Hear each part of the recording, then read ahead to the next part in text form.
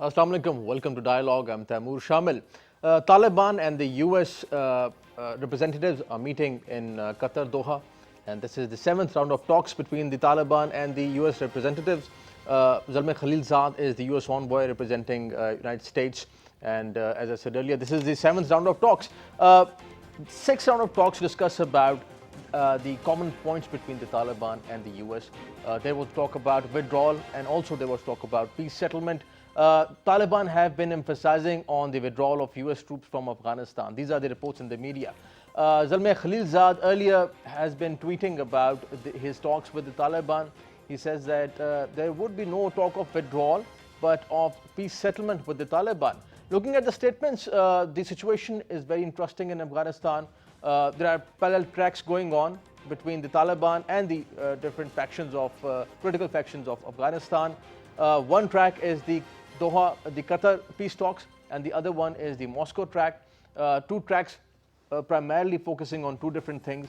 Qatar is focusing on the withdrawal of US troops, and the US government, the representatives of the US talking directly with the Taliban.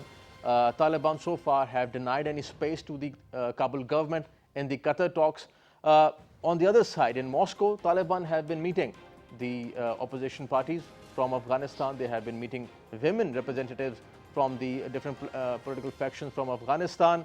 The 7th round of talks in Qatar are interesting. It took a break for today, and tomorrow they would resume their talks with the US representatives, and also they will be meeting different political parties from the Afghanistan side. Also, keeping in mind that none of the people from Afghanistan would be representing the Kabul government. They would meet the Taliban in their personal capacity as intra-Afghan dialogue. The future of Afghanistan is something that everybody is talking about in the media as well as at the policy level. Mike Pompeo, the US Secretary of State, said that they're expecting some sort of deal with the Taliban before 1st of September. Now, this is very interesting. How would this happen? So far, there is nothing substantial that we see between the Taliban and the US. We are going to discuss about the future of Afghanistan. The elections are going to take place this year in September. Mike Pompeo has said that there would be a deal before September 1st. What would be the future of political future of Afghanistan? Who would be in power? And what will be the future scenario? We are going to discuss this with our special guest in the studios. Our first guest is Ambassador Umer Khan alisherzai, renowned senior diplomat and expert on Afghanistan affairs and also on Pakistan's foreign policy. Sir, welcome to the show. Our second guest is Mr. Raoof Hassan, renowned senior political and security analyst, and he heads the Regional Peace Institute, an independent think tank based in Islamabad. Sir, welcome to the show. Third guest is Dr. Sheryar Khan. He is an expert on Pakistan's foreign policy and also on the regional affairs. Welcome to the show, Dr. Khan. Ambassador Sherzai, starting with these peace talks in Qatar, how do you evaluate the performance of US envoy Khalilzad? Bismillah Rahman Rahim. Frankly speaking, despite all the efforts that he is making, I have all my doubts that he is very sincere to bring an end to this conflict, because he is himself an Afghan and terribly anti-Taliban. He has been the US ambassador in Afghanistan, which was the most difficult time for the Taliban when he was the ambassador. Well, he is making efforts, but as I said earlier, that I have all my doubts in my personal capacity, I'm saying. And what makes you say that? Because a person who is so much biased against a group, a Taliban, with whom the US government now is talking, how he can really bring a peace, you know, in talks when he himself is so biased. So in order to bring a peace, there has to be a person who is absolutely neutral and who wants really, you know, to bring an end to this long war. I think the Americans have to think about it again. The Taliban have also lots of doubts about his credibility. Right. So I don't think that with his presence and the fact that that time and again he has been saying lots of things against Pakistan also. Right. And blaming Pakistan, that Pakistan is siding the Taliban and things, all despite the fact that Pakistan made all out efforts to bring Taliban and the US government together for talks. Right.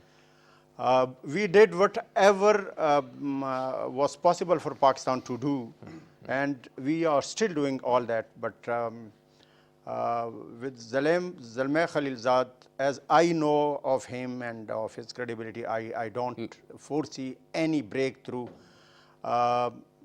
Regarding this issue, my personal opinion is that now America has reached to a stage where the American elections are going to be held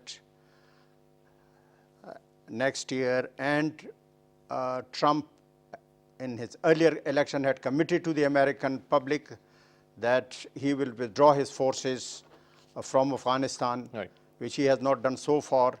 And secondly, there is a tremendous pressure from the American taxpayers also to bring an end to this war. Costly war. This is a costly war. This is a very costly war, right, both in human terms and monetary terms. Monetary terms, yeah.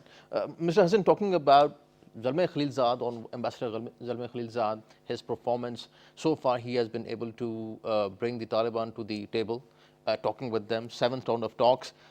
He is a troubleshooter from the American side. How do you see it, and any breakthrough happening anytime soon? Well, Zalmay Khalilzad, as far as I understand and as far as I've read, basically, diplomacy is all about leaving your prejudices behind and engaging for creating possibilities. I expect that all diplomats have prejudices, have biases. We all have, not just the diplomats. But in the art of negotiation demands that you leave all that behind and, address the issues, which are there on the table to be addressed. And I expect the same of Khalilzad. I don't think his presence there or his being the principal negotiator, would be an impediment in the way of, bringing peace. If it can be brought about, given other, multiple things basically. And some months back, even the Kabul government was a little skeptical about Zalmay Khalilzad bypassing the Kabul government and having direct talks with the Taliban. That, in fact, speaks of his relevance and his competence, because Kabul government at this current juncture is totally irrelevant. Is in fact become an impediment in the way of peace, because it is only President Ghani who is insisting on holding elections in Afghanistan. Nobody else is talking about holding elections. In fact, if you go go ahead with holding the elections, you can just push the prospect of peace behind by many more years. One integral prerequisite to bringing peace to Afghanistan is that we don't talk about the elections in Kabul at this juncture, And in fact, this is what the Americans are trying to do. They are not in favor of holding elections. They, in fact, are much more in favor of inducting an interim government, whereby all these stakeholders, all these political groups, all the ethnic groups, would become founding members of that new political system, that interim government, which will be tasked with putting a new constitution in place, depending on the clauses of the agreement as well as the input, that they receive from the Taliban. Right. So, this, in the presence of so many different divergent interests, the task was always bound to be difficult. The fact that it has taken, now this is the 7th one, as you've talked about, this is the 7th round which is still going. And I wrote in one of my pieces, that at the conclusion of the 6th round, the talks appear to be stalled. And they still appear to be stalled at this moment in time. So what are those principal issues which the two parties are not being able to sort out? Yes, there is a commitment to withdraw troops, but that is only not even half of the commitment which the Taliban expect. They have to give a timeline, and they are reluctant to give a timeline. And I understand that the current negotiations taking place in Doha are more about a timeline and the concessions that the Taliban would be willing to make in lieu of that, which means putting together a mechanism which will ensure that the agreement is implemented in letter and spirit, right, to the detriment of none and to the advantage of none either. Because it is feared that if the Americans were to withdraw today, hypothetically, Taliban would take over Afghanistan in a matter of weeks. Is that in the interest of Afghanistan? Will that be accepted by all other ethnic groups, all other stakeholders in Afghanistan? Like you said, the Moscow process, and over here, the Bourbon, with the meeting that took place over there, what was the message that came out of there? The Lahore process, that we are stakeholders, equal stakeholders in the peace process in Afghanistan, and a deal between the US and Taliban is no guarantee to bring peace to Afghanistan. This is the critical issue. So, you know, we are overlooking that. So it's not just the US and the Taliban, basically. Exactly. You know, it's a very multi-ethnic and multi-faceted society, Afghanistan. And, Absolutely. You know, they really have to take input from all of them. So this Lahore process and this diversity that we see, Dr. Khan, in Afghanistan, different factions visiting Qatar now. They have been meeting the Taliban in Moscow. The Lahore process here in Murray, in Bourbon. Hekmatyar was here, the former Prime Minister of Afghanistan. How do you see the equation going on and different factions meeting internationally, different stakeholders and Taliban? Well, if you look at all these formats, I think it's for creating that environment where everybody wants and is concerned that what is going to be the future dispensation with the Taliban. As of the moment, we all know that Afghan government is only briefed about the development, but it's not part of it. And I think one of the, Mr. Raoof said that, it's about the timeline that is the biggest issue. I think the other issue is the ceasefire. Americans are forcing the Taliban to declare a kind of a ceasefire, while Taliban are demanding the timeline of withdrawal. So these are the two basic points on which they don't agree. Then comes the issue of intra-Afghan dialogue, and for which the Taliban at the moment are not agreed.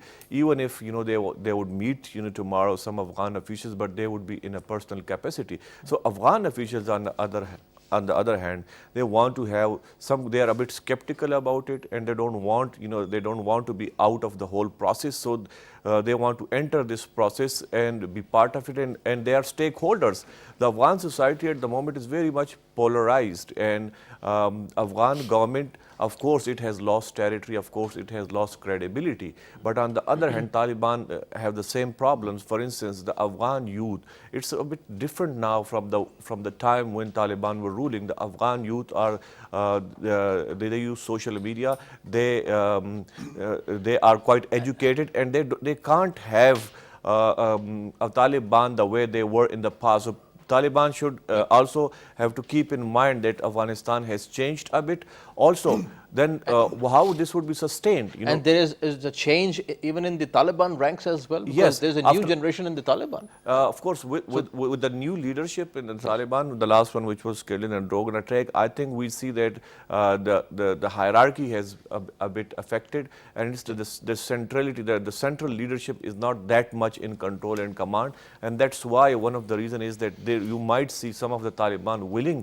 for talks, the others, especially the young fighters, because the only rallying point for them is to ouster the foreign troops. So for Taliban, it's also against a problem. If they agree on somehow giving Americans some time, or 2 years, or maybe Americans are asking for 2 bases there. If they agree on these 2 bases, so how would then they keep all these fighters to themselves? There is also a fear that they may defect to Daesh then, and Taliban are also fearing. That's why they are very strict on this timeline issue. So recently, President Trump, in an interview with the Fox News, he said that they are willing to withdraw the troops, but they will keep an intelligence setup, a strong intelligence setup in Afghanistan, which would ensure that the points of agreement are implemented. There would always be, when Americans says they are going to withdraw, it doesn't mean that the whole entire, forces there would withdraw. They would leave behind some residual forces. That's always there in their mind. So it would be a strike setup, force kind of a thing, but 2 residual bases they want to keep. And I think these are also point of contention for Taliban to agree upon. That's why they have hit a roadblock. That's why there is a stalemate going on these issues. And I think it will take some time. Maybe if it also depends on the situation in America. If it favors Trump, so to keep them engaged, so they will go on like that. But if it fails, they can multiply force as well after that. So I think President Trump wants minimum investment in Afghanistan. So he's not looking for any kind of investment in Afghanistan. Ambassador Alisherzai, how do you see the future, political future of Afghanistan? These people who left for Qatar today, representing different factions from Afghanistan, ladies as well, women, some women who would be representing Afghanistan, they are meeting the Taliban. They also met the Taliban in Moscow. So Taliban have also changed over the years. This is not the Taliban of 1998 or 1999. And do you see any political settlement coming in? Because that is the most important thing. Thank you very much. I think you remember very well in the Lahore process, the Bourbon Declaration, all those who had attended that mission, they on one point agenda, they had agreed, that there should be the withdrawal of the American troops from Afghanistan. Yeah. Hikmatyar, he said Hikmatyar that. and all the opposition parties, they all had agreed that, decided that the American troops should withdraw from Afghanistan. And the Taliban also have the same agenda that the American troops should withdraw. Of course, I think the Y media now, which has been spelled out, as you rightly said, by Mr. Trump, that we are ready to withdraw our forces, but we have to leave a very strong intelligence setup behind to look after the American interests. I think, as my colleague also said, the most viable solution for ending this war in Afghanistan is to induct an interim setup, a neutral interim setup, which should be tasked to hold elections, free and fair elections in Afghanistan, and then for themselves they would decide. But there is no interim thing in the Afghan constitution, interestingly. No, so it is not, but the circumstances now demand that there has to be, because sometimes there are not things in the constitution, but when the circumstances as they are today demand that there has to be an interim setup. So although the present Afghan government, when our Prime Minister said, they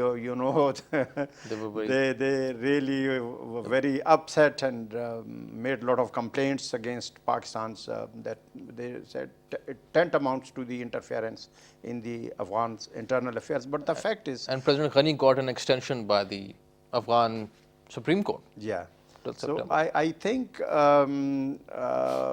all have realized that there has to be an end to this war, and the Y area solution which Trump has tweeted, I think, would be the most feasible one. It is in the interest of the America as well as in the interest of the Afghans. Right. As people say, I think the Afghans are very intelligent people. Afghans can manage their affairs once a neutral interim government is placed in Afghanistan. I am sure, I have absolutely not even 1% doubt that they would not be able to manage their affairs despite the fact that the American troops may leave.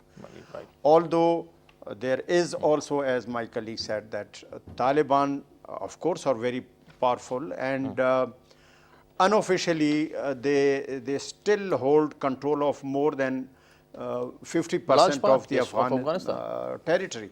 So there has to be give and take to bring an end to this war. If they stick to these points, then there would be no solution. So Taliban have recently said that certainly there is progress going on in this Qatar track, Mr. Hassan, and but there is a feeling that Americans want to expedite the process. They are in a hurry, and this hurry would strengthen the Taliban position, or do you think that this hurry might compromise on the political settlement in Afghanistan? It has already compromised the political settlement. The fact that the Americans had given an indication much earlier that we want to withdraw, and we are going to withdraw. If you remember President Trump's South Asia policy component, this was one of the principal things, that they're going to withdraw. And Taliban, who had been kind of on the ascendant, in the past also, they really went up went up, and this was basically legitimizing their claims, that we can fight, we have time on our side, and we will win in the end. And this, in fact, is what the Americans perpetuated. A victory for the Taliban by announcing beforehand that we are going to we are going to leave. So they're talking to each other as unequal opponents now. I feel that the Taliban are up there, and the Americans, by announcing their commitment to withdraw, are down there. So it was never an equal kind of debate. That I feel was extremely damaging for the cause of talks, for the cause of an equitable solution to the issue. It's not a simple country. Afghanistan is not a simple country. Historically, if you read that, it has never been at peace with itself. It's a very tribalized society. There are, it was jokingly said that the suzerainty of the government in Kabul is confined to the city of Kabul itself, while the rest of the country is ruled by their warlords, and which in fact was a manifestation of reality on ground. And this is why in the new setup of the interim government, this possibly is going to be one of the things debated and discussed and possibly taken a decision on to legitimize those warlords as the provincial governors. This is in fact on the table, on the cards. So would there be any kind of guarantee that when the Americans leave, these warlords can ensure the stability, political, economic stability in Afghanistan? I feel that that's a distant dream. It's a very distant dream. The warlords or the other stakeholders together. I mean, you go back when the Russians withdrew from there and they installed their own government. Within a couple of years, that government was gone. So what happened after that? 10 years of fratricide, 10 years of war. Afghan factions fighting among themselves. I mean, of course, there was foreign interference, but the fact is that they continued to fight. Then the emergence of Taliban and relative peace in Afghanistan, but through methods which were absolutely draconian, inhuman. That peace cannot be sustainable at all. So these are things you brought up two very important points in your talk. Have the Taliban changed? Will they, if they are given a kind of major share in the power, will they be any different from what we have seen of them in the past? Let me assure you, the movement in the world is to the right. The movement in the world is in the opposite direction. And if we expect that the Taliban have changed or will change, I'm sorry, their mindset remains the same, and it may harden in due course of time because now they're on the ascendant. They will say that we are the ones who beat the hell out of the Russians, and we are the ones who have kicked the Americans out. So, why should they change? And I say that when they know that they're going to take over, when they know that they're going to win, how do we expect of them to compromise? Why should they compromise? In fact, it is the article today that I sent, which will be published tomorrow. My principal concern in the current situation is, and I would want our other guests also to talk about it, the consequences for Pakistan. Because right now the pressure is being exerted on Pakistan to transit from being a facilitator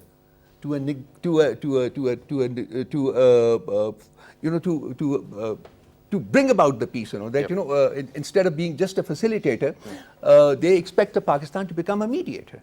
That will be disastrous for Pakistan. That would be disastrous. Why do you think Americans have done what they are doing to Pakistan? The IMF economic outlay, stretching to almost 38 billion. How has that come about? The Baluchistan Liberation Army has been designated as a terrorist organization. How has that come about? President Trump is very keen to meet Prime Minister Imran, and he's leaving on the 20th and meeting him on the 22nd. Yes. I mean, how come this change of heart? And two other important things, which are also, I think, extremely relevant under the present circumstances. The reported meeting, between Prime Minister Khan and the Taliban, which is going to take place in the next few days. Yeah, Taimur said that. Yeah, yes, I think these things are not stated, but anyway, this has been stated. They are stated by the Radio Pakistan, by the way. So Radio Pakistan has that news. And the other thing is the intra-Afghan dialogue, which is going to commence in Doha tomorrow, which has been brokered by the Germans, Markus Putzel. He has been working very hard on this. So all these things speak of a renewed interest on the part of the US and Pakistan. So obviously there has to be a game plan. It's not just come about because somebody is being very, kind to you. No, that does not happen in state-to-state relations. So the pressure on Pakistan is, to transit from being just a facilitator to playing a much more concrete role in terms of bringing peace. But when you take on that responsibility, all the fingers are pointed in your direction. And I would want my country not to get into a game plan that will repeat the mistakes of the past. So this is very interesting. This is very interesting, Dr. Khan, that there are regional players as well, and then this Pakistan-US equation, as Mr. Hassan is saying. Would Pakistan take the responsibility, or do you think that the regional countries, China, Russia, Iran for that matter, is a key player in Afghanistan, they would also take some sort of responsibility of what is going on? Well, as far as Pakistan is concerned, of course, Pakistan has proved that, it has some leverage in Afghanistan, and that's why it has helped facilitate this process. And Pakistan would always want to remain relevant to what's going on in Afghanistan.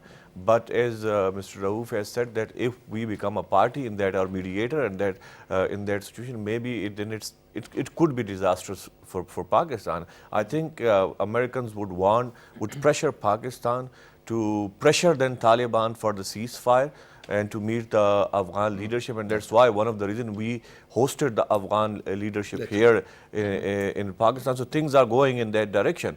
For as far as the other players are concerned, of course they have their own agendas in Afghanistan. They can't be left out. And for that matter, who would guarantee whatever peace agreement that is achieved here after the talks? Who would guarantee that they observe, all the parties observe that? And maybe one of the party they would want to put in place would be Pakistan, that they ensure that Taliban agree to the terms that they have agreed upon with the United States and the Afghan government. So they would want Pakistan and maybe China and Russia to guarantee that that agreement is kept by the Taliban and other stakeholders. And this is something which nobody could guarantee. I think Pakistan doesn't have that kind of a leverage even over Taliban to guarantee that. If we had that kind of a leverage, we would have achieved a couple of things that the United States is asking for us. Well, maybe the ceasefire. But even I think we tried at one point to use that influence in the past. Maybe yes, as you're saying, that we perhaps had that influence somewhere in the past. But then the news of the death of Mullah Umer, then Mullah Akhtar Mansoor, and those talks were derailed. So that was pretty thankless job as far as Pakistan is concerned. Pakistan was doing this, but that was a thankless thing. Yeah. What do you think about this? Well, frankly speaking, first of all, I would agree with Mr. Raoof that Pakistan should not become a party to the talks. Rather, the role that we are playing, we should continue with this role. We should not be shown as masters over Taliban or anybody else. We should play a neutral role as facilitators and should not indulge into the internal politics of Afghanistan, which would be really disastrous for the country. As in the past, what we did when the Russians troops withdraw, instead that at that time Gulbuddin Hekmatyar was very powerful and very popular, we ignored him and we brought Rabbani, who later on became the enemy of Pakistan and created lots of problems. And since then, the problems between Pakistan and Afghanistan are continuing. So we have to be very careful, as my colleague said, about this aspect, that we should continue to play this role of facilitator and not come under any pressure from any quarter to pressurize the Taliban or anybody. Let the Afghans settle their own matters. What the Americans and the Talibans or the rest of the Afghans should agree on an interim setup, which should then frame a constitution for the country and proceed with that. But the thing is, the question is that, do you think that the situation in Afghanistan, this my question is to all of you, that it would be that simple, a situation in Afghanistan that other stakeholders and players like regional countries and the US wouldn't be using their influence over there we shouldn't be using our influence directly, of course. We let the Taliban and the other factions of political factions of Afghanistan decide whatever they want to do. But are you sure about the quality, let's say, of the agreement or the way they will be living over there, and that wouldn't affect Pakistan adversely? Well, first of all, I have always been saying that we should not in any way interfere with the internal matters of Afghanistan, the way that they want to live, whether they want to have Sharia and live with the Taliban as the Taliban. It is up to the Afghans, not for us, to impose our will on them. Or for that matter, there was in lots of countries, including Saudi Arabia, that there was a restriction on the women to put on that veil, abaya. Without abaya, no woman could roam in the city.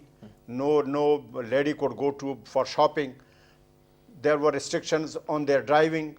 But with the passage of time, things have relaxed. And I would not be surprised even if the Taliban now, as my colleague said, the new generation of Taliban has also got inducted into the ranks of the Taliban. They would not be that much harsh on their things, but even if they are harsh, it is not our business to interfere. It is not the business of the Americans to interfere or decide for the way that the Afghans want to live. Let the Afghan decide their own way of living, the way that they want, but it should be a consensus government so that there is no more bloodshed in Afghanistan and the peace is restored in real terms in Afghanistan. So implications for Pakistan, Mr. Hassan. I was talking, in fact, I brought this up. That is very important because whatever would be decided in Afghanistan, we have been the victim, I would say, direct and indirect, of what has been happening in Afghanistan. So how should now Pakistan approach Afghanistan and US for that matter, as Prime Minister would be meeting President Trump? As I said, my basic intention is that Pakistan should continue to play the role of a facilitator and not think of becoming a mediator, which is why the pressure is on, which is why the pressure is there. So it should not become a mediator. That would be disastrous for Pakistan, and it is no guarantee that they'll be able to bring peace to Afghanistan. Pakistan's role in the past, unfortunately, has not been perceived very positively by the Afghans, and there are good reasons for that. There are good reasons for that, and it is, that kind of intervention, that we undertook in Afghanistan, it has proved to be disastrous for Pakistan also. We are still reaping the dividends of that. The drug culture, the Kalashnikov culture, and so much else that came with that. We were trying to fight a war that never was ours. We should have never gotten involved in that war, but we did. And the current scenario is that, as I said, the portents are not very encouraging for Pakistan, because Pakistan appears to be getting dragged into that thing whereby it will possibly end up playing the role of a mediator. And the moment it does that, it will transit to a state which it would not be able to justify, which it would not be able to sort of sustain in the future. Because at the end of the day, peace in Afghanistan can only be secured if all stakeholders in Afghanistan agree on that. Not just the fact that they want peace in Afghanistan, but also a mechanism whereby that peace can be secured. And at this given moment in time, with my sort of interaction with various factions in Afghanistan, there's not even a distant possibility of that. There's not even a distant. There are three different major groups in Afghanistan today. There is, of course, the Taliban. Then there is the government of Kabul. Then there are other stakeholders. For peace to return to Afghanistan, it is absolutely imperative that these three substantive groups converge on a point whereby they commit to bringing peace to Afghanistan, as well as they agree on how to bring peace to Afghanistan. And this is why the concept of an interim government, because Taliban would never agree, this is my understanding, they will never agree to talk to the government of Kabul, because their contention has always been that they were and they remain the legitimate government of Afghanistan. They are not the de facto government because there is an aggressor stationed in Afghanistan, and that is the United States of America. And the moment they leave, their de facto status must also return to them. This is what ideally speaking they want to happen. But there are so many other stakeholders, and what my friend actually talked about is something that it's a key to this new Afghanistan that we talk about. In the last 20 years, there's a new generation, in fact 2 generations of people who have come up. They're young, they're vibrant, they're educated, and they're not Taliban. They are not Taliban at all. So they perceive Afghanistan to be a different kind of country than the Taliban would perceive. So when we talk about the prospect and possibility of a convergence or a consensus between them, we generally tend to overlook that large segment of people, I think totaling almost about 40 to 50,000 now. And how will they be assimilated into this new Afghanistan? Because they are the antithesis of Taliban. They think of Afghanistan as a totally different country, as compared to how the Taliban think of Afghanistan. So, even the Taliban have changed, So that too is something very interesting. That Taliban also don't want to continue with this fighting forever. Young people in the Taliban ranks also want to open up with the world. They may not want to continue fighting, yes, but they want that fight to end in their rule in Afghanistan. There is no doubt in my mind about it.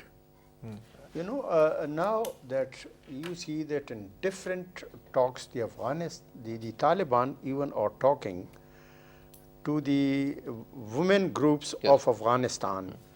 So it appears that there is a visible change in their attitude also.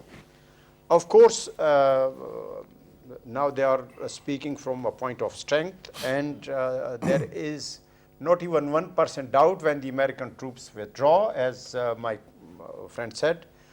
Within weeks they will take over Afghanistan. There is not even 1% doubt. That's right. About that. Having said that, what would be the implications for Pakistan if the Taliban takes over the government?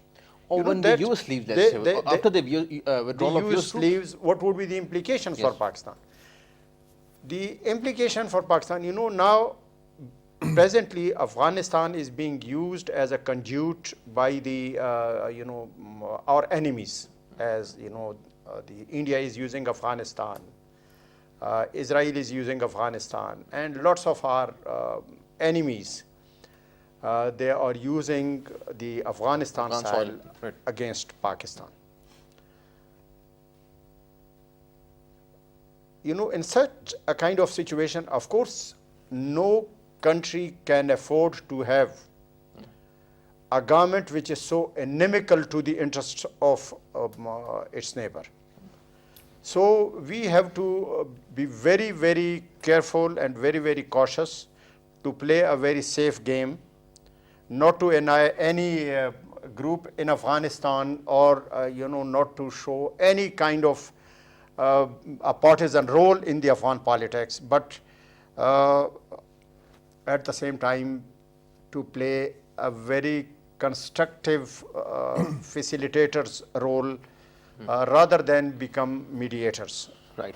So, Dr. Khan, how is Russia and China and other players in the region looking at this situation in Afghanistan? Because the other track, the Moscow track, is it seems like addressing the political issue, and they are more focused on what happens afterwards, after the withdrawal of US troops. How do you see that? The other countries, other big powers in the region? Well, Russia is kind of reasserting itself in this whole region, and their only concern, or the biggest concern for Afghanistan, is the presence of Daesh, as they have said time and again. And what they want, that's why they may be cooperating with the Taliban to end that Daesh threat, and they think that they can work with the Taliban instead of the Daesh. So they are ready to accommodate Taliban. But the Russians would never come up and bankroll the Taliban after Taliban take over in any way. It's not their style of supporting a country. For Chinese are also reluctant to become guarantor of whatever the situation happens after the agreement. So they are also reluctant. They want peace. They have so much concerns regarding Afghanistan, but they lack that capacity and that will to be a guarantor in Afghanistan. But coming to this whole thing, I think Taliban are doing hard bargaining. They see themselves as from a position of strength, and they think that they can take over Afghanistan once the Americans leave. That's why their one-point agenda is to the withdrawal of the US forces. And they also still think that Afghan government is not a legitimate government. The world vision of or the vision for Afghanistan of Taliban is still the same as it was before. And it's totally contradiction to what the other Afghans think. For instance, the government, for instance, the Tajiks and the Hazaras, they are very much concerned about themselves, the women's rights. The deal is not talking about, how the education, what would be the education system. It's not talking about the women's rights, not talking about, the secular constitution, that a kind of a secular constitution that is in place. So Afghanistan, the stakeholders it's an Islamic Republic, by the way. Yeah, Islamic Republic. Pakistan is also an Islamic Republic, but we're not a kind of a Sharia-based system. So it's like we have a constitution which has secular aspects in it. So people have freedom now in Afghanistan, and they have enjoyed this freedom. Now, if you ask them, you have to change that. You have go to back and to go back to those ways. I think it's really hard. Even when Taliban were ruling, they were ruling by by the sheer use of force. And a lot of people in Afghanistan, they did not agree to the world vision of the Taliban or the way they were using with iron hand. And today, it's really hard for them to do the thing. In any situation, Taliban would get some kind of a power. Maybe it's through interim setup, or maybe they think they can win a war. Even if these two scenarios happen, it would be really hard for them to sustain themselves economically. They would need foreign funding for that and to build an economic system in that country. Number two, it would really be hard for them to use force against the people, in order for them to accept them, to get accepted. And I would see that people will fall back on their, tribalism, will fall back on their warlordism in order to protect themselves, from this. And I can foresee then a civil war happening in Afghanistan. But let's hope for the best. Let's hope for peace and stability in Afghanistan, for the people of Afghanistan, and especially for us, for Pakistan. Gentlemen, thank you for joining us. Pleasure. Mr. Absolute Sheryar, pleasure having on the show. Thank you for your time. Mr. Raoof Hassan, pleasure having on the show. Thank you for your time. Dr. Khan, thank you for joining us. Thank you for your time. That's all from today's show. See you next time. Khuda Hafiz.